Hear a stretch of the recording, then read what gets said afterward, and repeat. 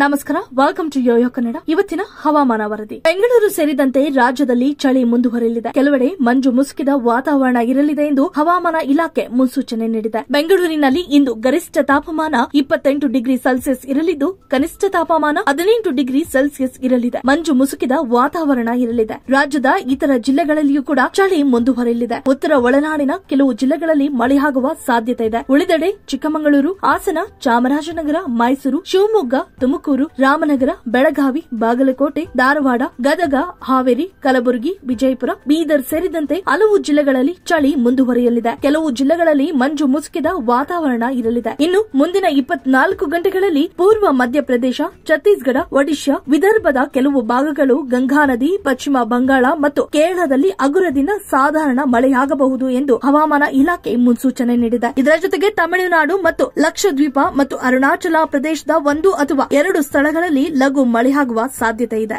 ಈ ವಿಡಿಯೋ ನಿಮಗೆ ಇಷ್ಟವಾದಲ್ಲಿ ಲೈಕ್ ಮಾಡಿ, ಶೇರ್ ಮಾಡಿ, ಸಬ್ಸ್ಕ್ರೈಬ್ ಮಾಡಿ.